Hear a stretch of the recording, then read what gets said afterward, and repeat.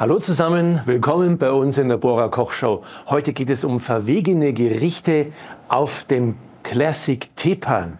Was es genau ist, das Classic und das Tepan, das erzähle ich euch gleich. Die Gerichte sind Spaghetti auf dem Tepan, Champignonsauce und Hähnchenbrust. Wenn ihr sagt, Hähnchen ist nicht meins, kann man das genauso wunderbar mit Tofu machen.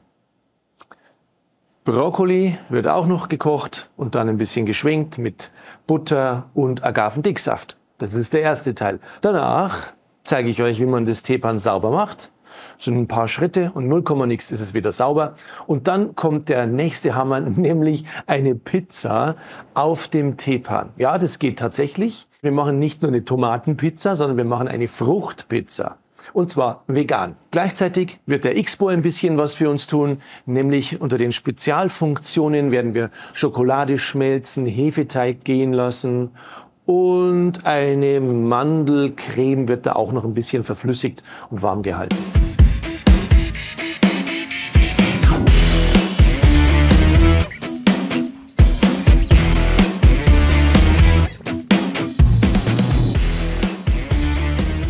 Das Classic-System ist wie das Professional ein modulares System. Das heißt, hier könnt ihr euch die Kochzonen kombinieren, wie ihr es haben wollt. Wir haben ein Wokfeld, es gibt hier dieses Tepan, es gibt sogar Gas, wer es haben will.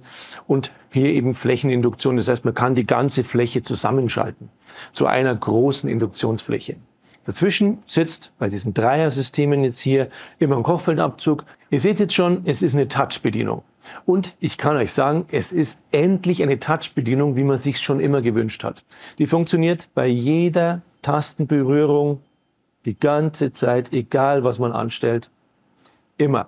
Man kann es mit Umluft einbauen, so wie hier eine Insellösung, dann geht der Dampf, Feuchtigkeit, alles wird eingezogen, das Fett gefiltert, dann geht es nach unten und in dem ungenutzten Sockelraum unten drin, da liegt dann der Lüfter und weil der da unten ist, ist es einfach auch leise. Und da ist auch der Aktivkohlefilter, den jeder selber wechseln kann. Das System zeigt euch an, wenn die Arbeitsstunden des Filters sozusagen aufgebraucht sind und dann wechselt ihr den selber aus. Natürlich gibt es auch die Möglichkeit der Abluft. Dann geht man im Sockel oder wie auch der Abluftweg ist, bis nach draußen. Beides ist möglich.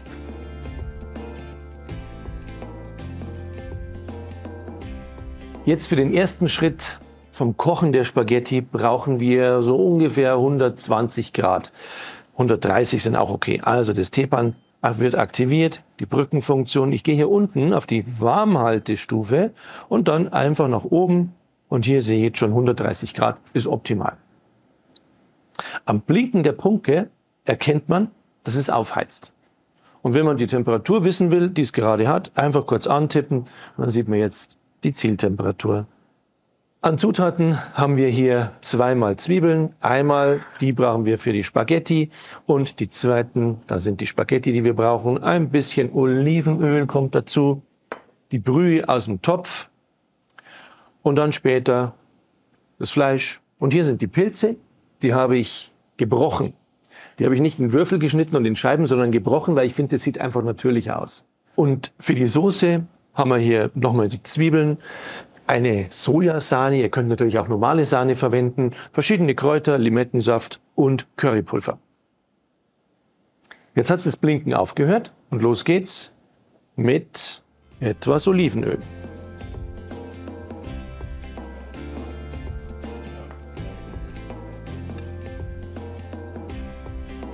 Ihr verstreicht das Öl mit der flachen Seite der Bohrerspachtel. Dann die Zwiebeln.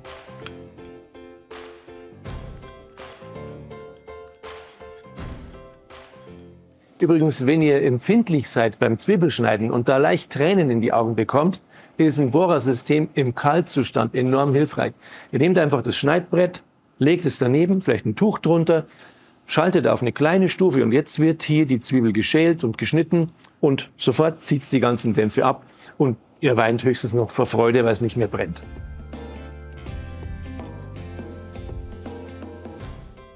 Die lassen wir jetzt hier ein bisschen andünsten, ganz wenig nur, ohne Farbe zu nehmen. Und dann kommen die Spaghetti oben drauf. Schön nebeneinander legen.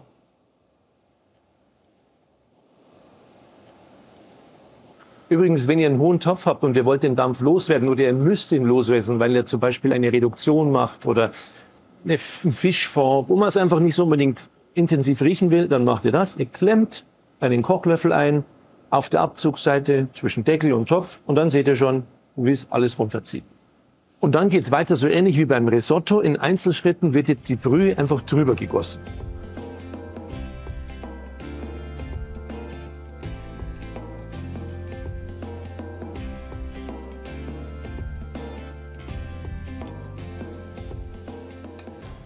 Eine Frage, die immer wieder auftaucht, wenn die Leute den Abzug sehen und die Touchbedienung, ja, zieht es denn auch noch wirklich ab, wenn man einen Teepan hat und im unteren Bereich ist ja jetzt kein Abzug zu sehen, weil er hört hier auf. Und ihr seht aber doch sehr schön, wie es wirklich auch von unten den ganzen Dampf rüberzieht.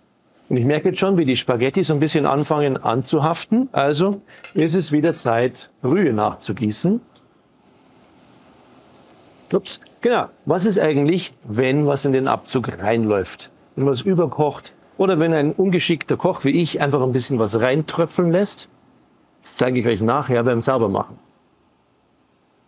Aber ich kann euch jetzt schon sagen, es ist ganz entspannt, passiert gar nichts. Denn die ganzen luftführenden Kanäle enthalten keine Elektronik. Also ist alles sicher.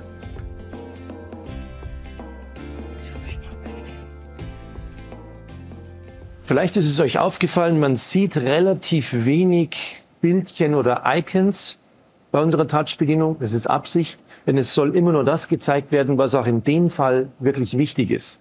Was man jetzt also machen könnte, wenn man es vorher klingelt und muss zum Postboten, dann kann man mit der Pausentaste den Kochvorgang unterbrechen. Es heizt nicht weiter, aber der Lüfter bleibt an.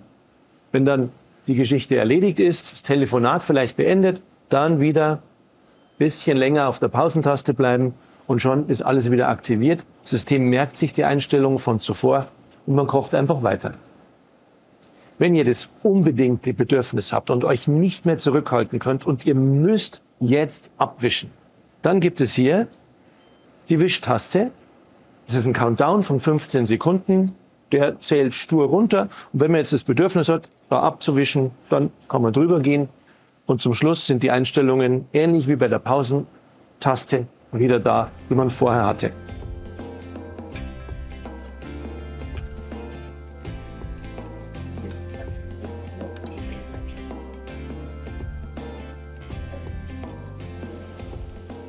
Zwei Icons sehen wir noch. Das eine ist eine Eieruhr, klar, da geht es um Zeit. Also hier könnte man einen Timer einstellen. Und daneben dieses Schlosssymbol ist sozusagen die Kindersicherung. Die Locked-Funktion bedeutet, wenn ihr die aktiviert, dann kann man nichts mehr ändern. Das ist auch die Taste, wo man am längsten draufbleiben muss, bis die wieder deaktiviert ist.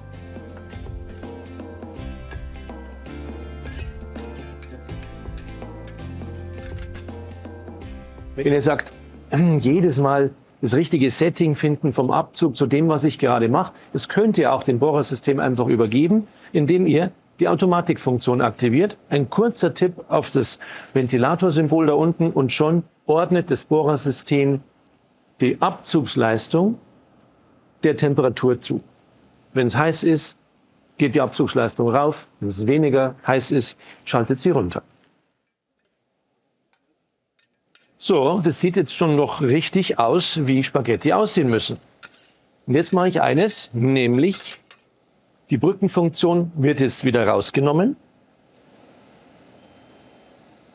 Und oben sind zwei Zonen beim Teepan. Die obere Zone nutze ich jetzt zum Warmhalten und die untere zum Garen der Hähnchenbrust und zum Zubereiten der Soße. Hier unten jetzt 200 Grad oder Stufe 6. Und oben nur warm halten bei 90 Grad. Ich nehme jetzt Butterschmalz zum Anbraten her, eignet sich besonders gut, weil es einen sehr hohen Rauchpunkt hat. Das heißt, es ist hitzestabil. Ihr könnt natürlich auch genauso ein Olivenbratöl nehmen, ein Sonnenblumenbratöl, Öle, die halt hitzestabil sind. Und jetzt wird es natürlich besonders interessant, wenn man Bohrer Kochfeldabzug hat, weil man riecht nichts. Ihr kocht an der frischen Luft, die ganzen Dünste werden weggezogen und das bedeutet, Brillenträger haben anschließend eine genauso saubere Brille wie zuvor, die Haare bleiben frisch, Kleidung riecht nicht mehr nach Essen.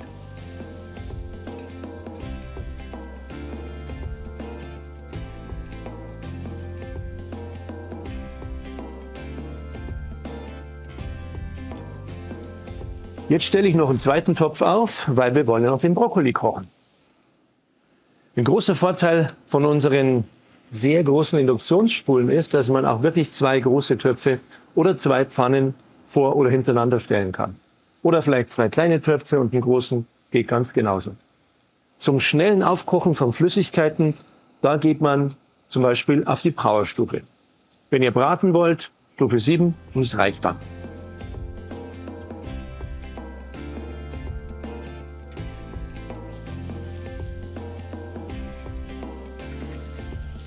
Das Bohrer Tepan hat 2 Besonderheiten. Egal ob das Professional oder Classic ist, es hat sehr viel Power. Hier sind es 3,7 kW und es hat unter jeder der Zonen Sensoren. Und die Sensoren erkennen, wenn die Temperatur abzufallen droht, wie zum Beispiel, wenn man Fleisch drauflegt. Und dann wird sofort mit dieser starken Energieleistung nachgelegt. Man hat immer eine konstante Temperatur. Und das bewirkt, dass man immer knusprige, saftige Steaks zum Beispiel hat. Und aufgrund der großen Fläche könnt ihr auch wirklich viel drauf zubereiten. Braucht man mal nicht so viel, dann benutzt man einfach die halbe Zone, so wie ich jetzt gerade. Das Hähnchen ist jetzt schon fast fertig, aber noch nicht ganz. Es zieht jetzt noch ganz entspannt durch. Und was ich mache, ich schiebe jetzt einfach das Fleisch da oben in die Warmhaltezone, wo es ganz sanft weiter gar zieht. Und jetzt die erfahrenen Köchinnen unter euch, die sehen jetzt schon hier jede Menge Röstaromen. Es muss eine Soße geben. Und ich zeige euch jetzt, wie man eine Soße auf dem Tepan macht. Das ist nämlich sehr gut möglich. Als erstes kommt wieder etwas Fett ins Spiel. Dann die Zwiebeln.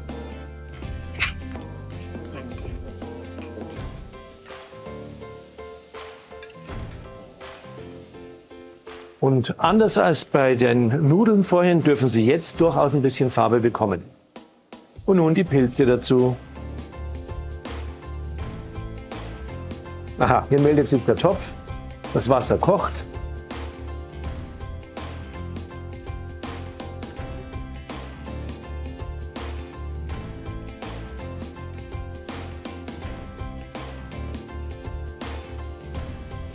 Salz dazu. Und der Brokkoli.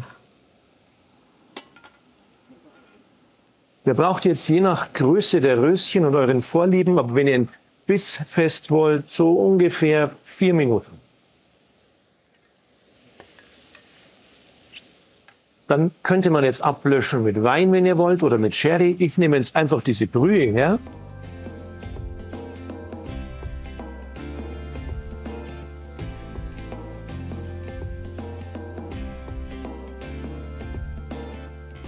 Wir sehen, selbst als ich die Brühe ans äußerste Ende vom Tepan gebracht habe, aufgegossen, trotzdem hat es alles abgezogen. Jetzt schalte ich die Hitze der unteren Zone auch zurück. Auf ganz wenig, nur noch warm halten. Und dann ist es soweit, den Brokkoli abzugießen. Ich nutze jetzt den gleichen Topf, um ihn ein bisschen zu sortieren, wie wir sagen. Ein bisschen zu schwenken mit Butter und Agavendicksaft. Ah ja, und natürlich ein bisschen Salz.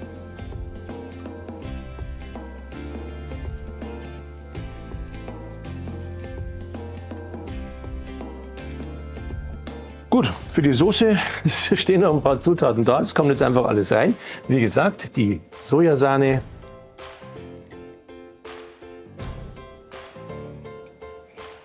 Da habe ich Thymian, Petersilie und Koriander. Thymian, die Blättchen abgezupft.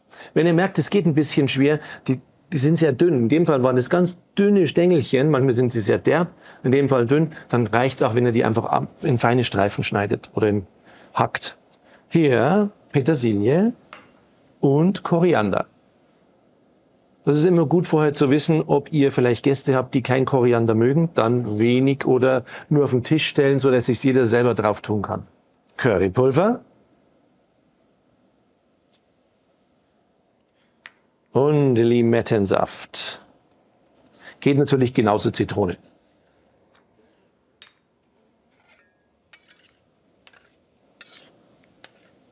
Jetzt ist natürlich eine ganz wichtige Sache noch zu erledigen. Schwierig, wichtig, aber es lässt sich nicht verhindern. Das Probieren.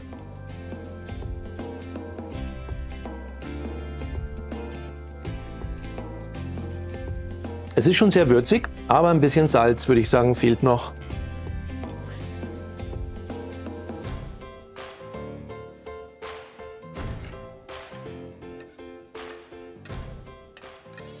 Nun richten wir an und wie gut, dass ich die Multischublade vom Xpo da drüben habe, die natürlich wesentlich mehr kann als Teller wärmen, aber jetzt geht es um die Funktion. Übrigens, die könnt ihr auch ganz locker oben vom Display aus vom Xpo bedienen. Man sieht genau, welche Gradzahl eingegeben wurde und welche Dauer.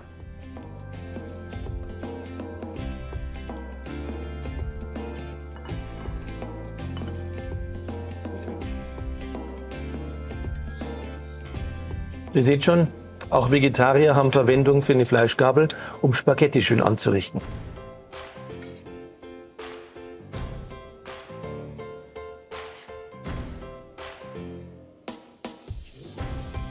So seitlich drauf. Ein bisschen Öl. Genau. Jetzt, liebes Drehteam, tut mir leid, ich muss euch noch ein bisschen hinhalten. Ihr kriegt es anschließend, aber erst will ich euch natürlich noch die Reinigung zeigen und wie man die Fruchtpizza macht. So lange wartet dieses Gericht in der Multischublade.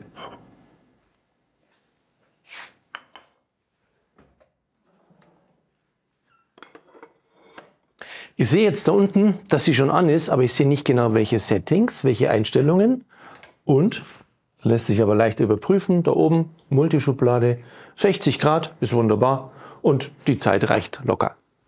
So, jetzt geht es um die Reinigung. Was braucht man dazu?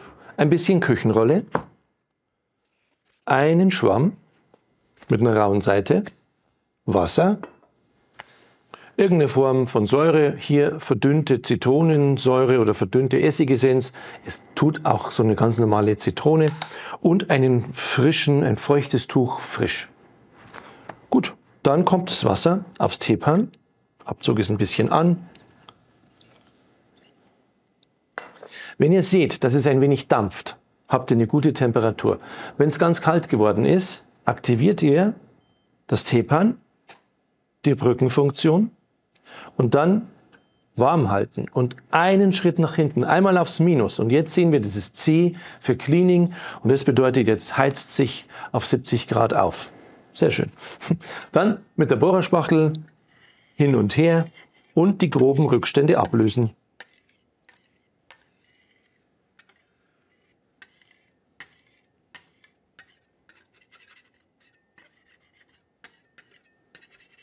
Man kann hier ruhig mit gutem Gewissen mit der Edelstahlspachtel auf dem Edelstahlgrill arbeiten. Das ist ganz normales, hochwertiges Edelstahl. Da passiert gar nichts. Dafür ist es da. Okay, jetzt kommt ein wenig Küchenpapier. Wenn ihr nur 2 Würste, ein bisschen, sagen wir, ein Omelett oder ein Ei gebraten habt, ein bisschen Fisch, dann braucht ihr gar keine Rolle. Dann nehmt ihr nur euer feuchtes Spültuch und wischt es damit ab.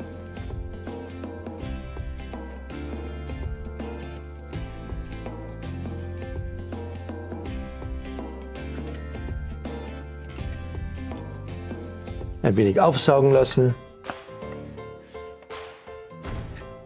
Ein kleines Behältnis für eure Tücher.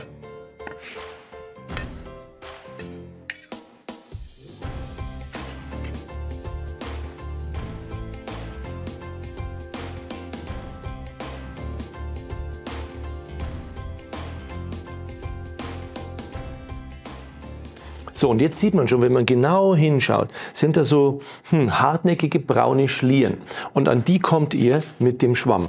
Jetzt macht ihr entweder das Teepan noch ein bisschen nass oder den Schwamm, ist jetzt egal, und setzt den mit der rauen Seite auf den Edelstahl. Und zusätzlich mit dem Druck der Bohrerspachtel an dieser schmalen Kante entsteht ganz viel Druck. Fahrt ihr einfach rauf und runter. Und da ist es jetzt wichtig, dass ihr wirklich nur hoch und runter fahrt, weil die Bürstung vom Edelstahl genau in die Richtung verläuft.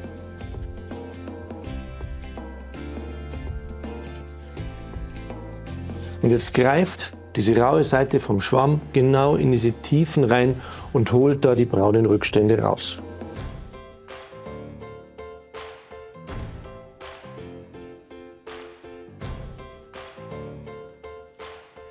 Und jetzt sieht man was, ich habe darauf gehofft, dass es kommt, nämlich es sind so weiße Wölkchen. Die entstehen immer, wenn man was mit Eiweiß macht, also Pilz, Fisch, Fleisch, Tofu, dann habt ihr diese weißen Wölkchen und dagegen hilft irgendeine Form von Säure. Nehmen wir jetzt diese Zitrone hier.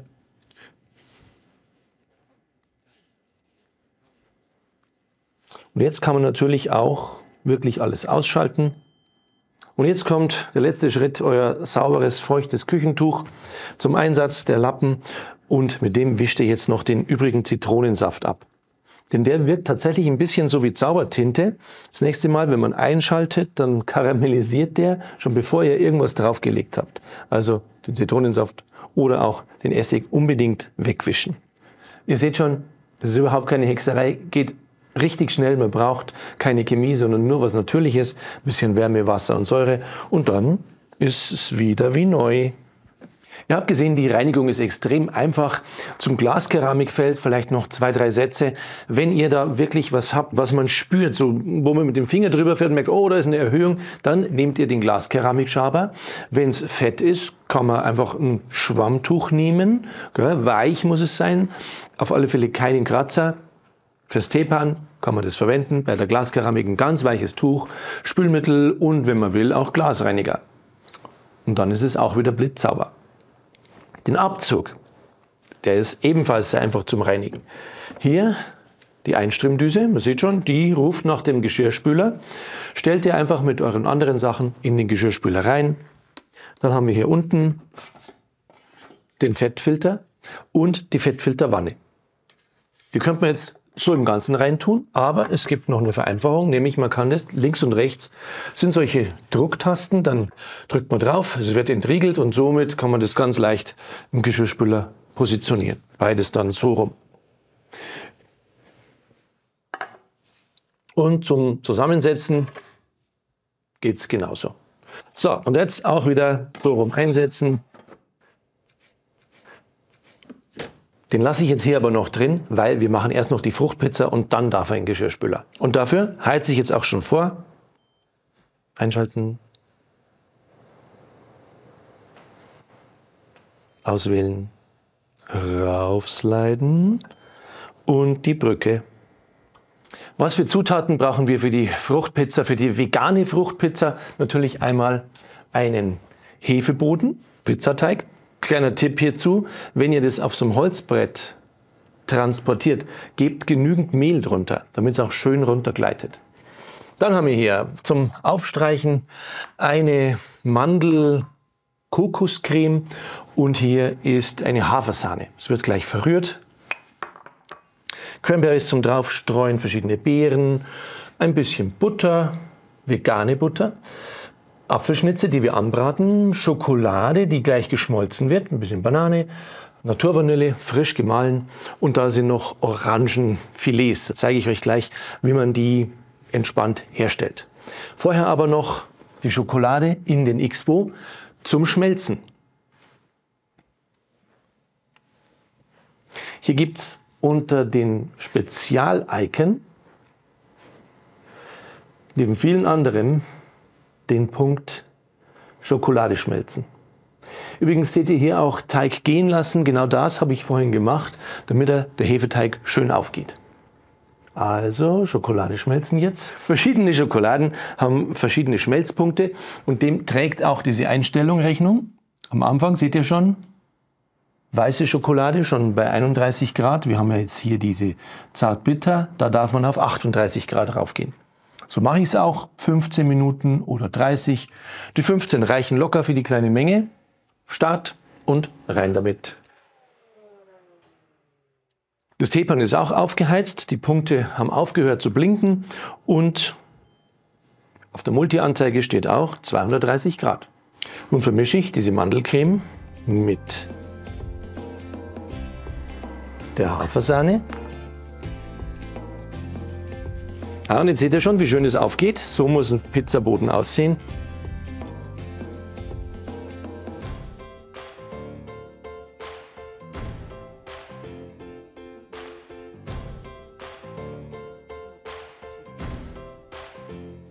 Und jetzt gibt es zwei Möglichkeiten. Entweder ihr streicht den Belag bis zum Rand. Oder wenn ihr unbedingt einen braunen Rand haben wollt, dann backt ihr die Pizza auf der einen Seite, dreht die um und bestreicht die dann, belegt die dann. Jetzt haben wir hier noch ein bisschen freie Fläche und die nutze ich jetzt, um die Apfelspalten kurz anzubraten.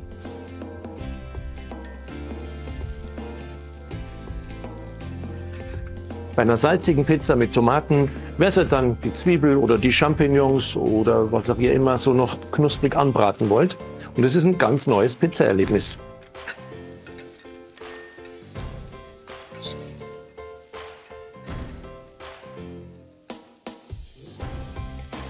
Das ist jetzt kein Pfeffer, sondern Naturvanille.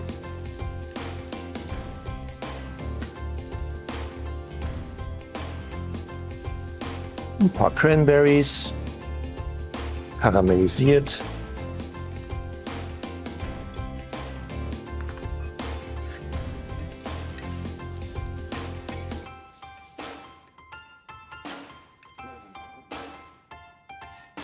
Zum Filetieren eine Orange. Ich habe jetzt schon mal ein bisschen angefangen. Ihr schneidet unten und oben knapp den Deckel weg. Dann setzt ihr das Messer so schräg an, fast waagerecht, und dann schneidet man in einem Art Halbkreis nach unten.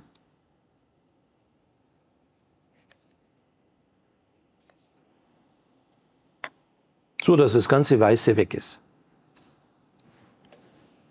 Okay, dann legt ihr euch die Orange in die Hand. Ihr seht hier schon, sind diese Rippen. Und da wird bis zur Mitte vorsichtig runtergeschnitten.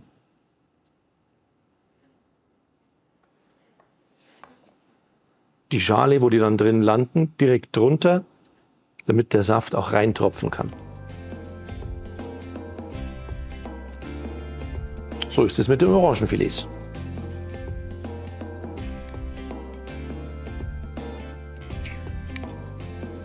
Dann fehlt noch ein bisschen Banane.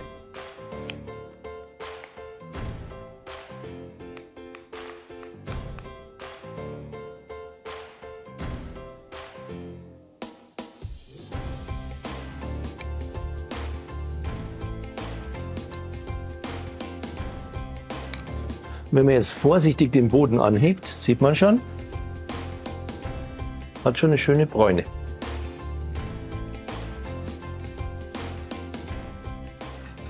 Ungefähr 8 Minuten dauert es bei einem dünnen Pizzateig, bis der durchgebacken ist. Und je nach Früchten und Belag könnte man jetzt noch ein bisschen Zitronensaft drüber tun. Ich habe hier noch Agavendicksaft.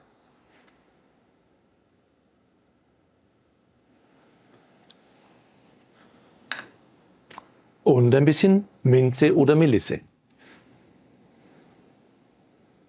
Ich würde vorschlagen, ihr lasst das Teepan einfach an, denn die ist so gut, da wollt ihr sicher noch eine zweite und eine dritte und vielleicht eine vierte danach machen. Eine Sache fehlt noch, natürlich die Schokolade aus unserem Expo.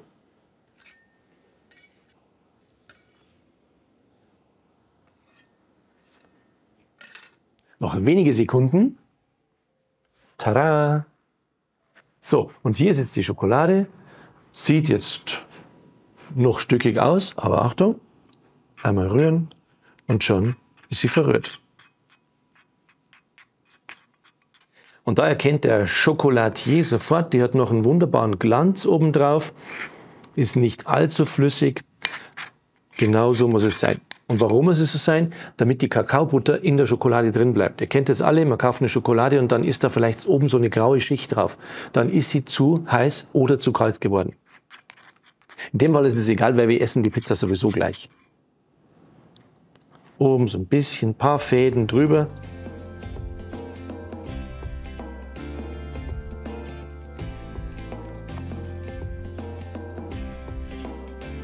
Ihr hört schon, der Boden ist knusprig.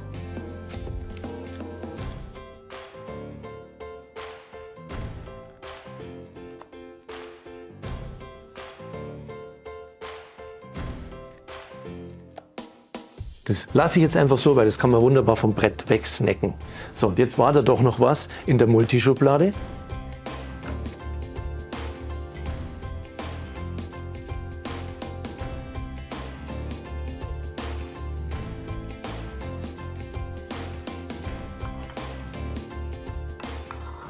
Dieses Rezept und dieses Rezept, die sind alle in unserem Teepan-Kochbuch. Heißt Indoor-Grillen, denn man kann so unglaublich viele Sachen auf dem Teepan zubereiten. Da haben wir uns gedacht, da musst du ein Buch machen. Also Soßen, welche Temperatur wofür, welche Öle wofür, Zubereitungsschritte. Es gibt Fleisch, es gibt, was haben wir da noch alles? Vegetarisch, vegan, Eierspeisen. Und aber die wichtigsten, ja, die allerwichtigsten Rezepte, die sind natürlich ab Seite 50.